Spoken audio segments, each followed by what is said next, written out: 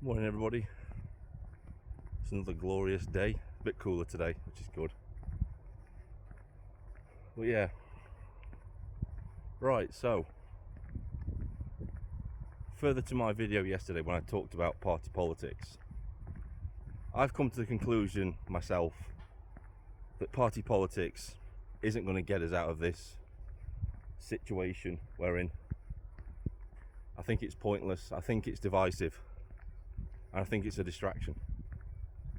You step back and you really look at party politics, it's just playground mentality. People in the playground arguing over which party's best, and that's just keeping the population nicely divided. They're arguing over parties going into a place where no real change can be made because it's all controlled. Parliament's a pantomime, government's a pantomime, and I'm not just saying that. I'm going by what Dominic Cummings and other people have said, that the real people in charge of Parliament and the government are the civil service, and they control everything. So you can send whatever party, centre-right party you like to Parliament, they're never going to affect any real change in this country. So that's why I'm going to start to sideline talking about party politics. I think I'm just adding to the division of the situation by giving my opinion.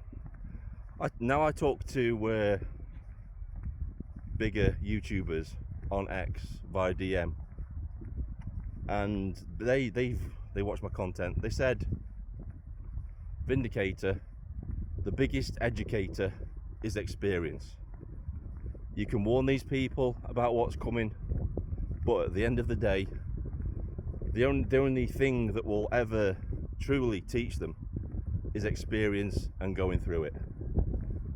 And they're correct. They're right. Absolutely right about that. I can only serve as a warning. Just like people were warning about Boris Johnson when everybody was saying, oh yeah, he's going to be the one to save the country. Nobody listened. And what happened? Country went to shit. He's the one that put all the immigrants in hotels. He's the one that wouldn't stop the boats. He's the one that absolutely went back on every single promise that he made to make this country a better place. People learn from that, and there's only a tiny minority now that I think would ever really trust Boris Johnson ever again. And the same thing happened again with Nigel Farage. There were people in the background, and I'm one of these people. I'm one of these people that bought into the lie about these people. There were people in the background warning and saying there's something not right about Nigel Farage. He's not right. Now, I didn't like Nigel Farage, but at the next general election, I just really didn't like the idea of the Tories or Labour getting back in power again. So I believed the hype around the Reform Party as a party, not just one person, and I voted for them in the last general election. And that was my lesson. I learned that you can't trust this hype around people. It's actions, not words, that define them. And that's what I've come to the conclusion of. And over the last few days talking about party politics, I see how divisive it is. I see how it splits people up, how it pits people against each other. And it's just another form of control. And I know lots of people aren't ready to come to that conclusion that I have yet. They cling to party politics like a life preserver because they see the world around them going to shit, and they cling to the old mechanisms that used to come to their aid and think, well, we'll be all right, we can vote our way out of this at the next election. And they do it, and still nothing changes. Nothing saves them. And while we're on the subject of saving them, people quite rightly brought up in the comments yesterday that there is no saviour coming to save us. Now, I said in my video that somebody will rise. A leader will arise from this mess. Now, I wasn't talking about a political leader. I was talking about a genuine leader that is going to lead us out of this mess when everything goes to shit. That's what I was talking about. They always do. Extreme crises, circumstances always bring out a leader, somebody to bring us back from the brink. But in this current situation, they're quite right. Nobody's coming to save us. It's going to be up to us to save ourselves. And this brings me on to another topic, and this is going to be my final word on this. People can agree with me or they can disagree with me, or all they like. That's up to them. They've got their opinion. This is mine. It's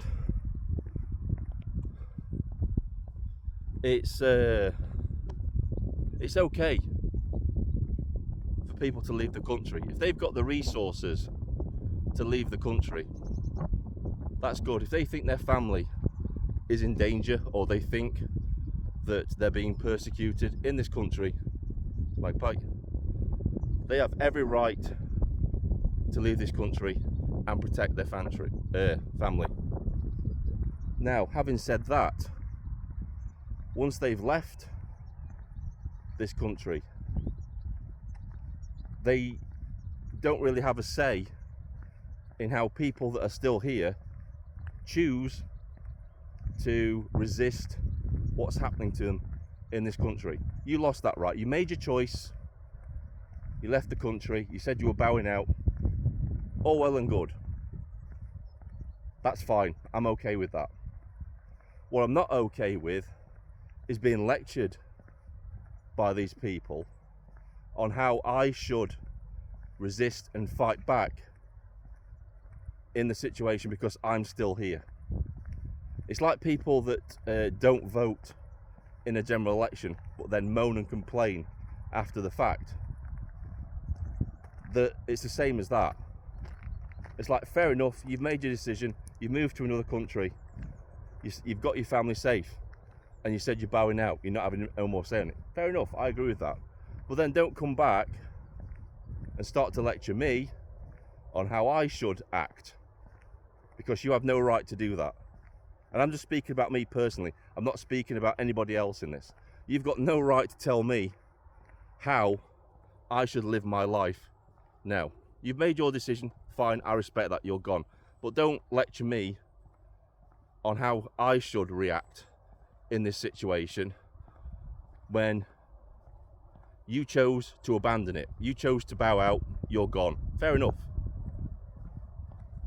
We don't have a right to dictate to me how I live my life now.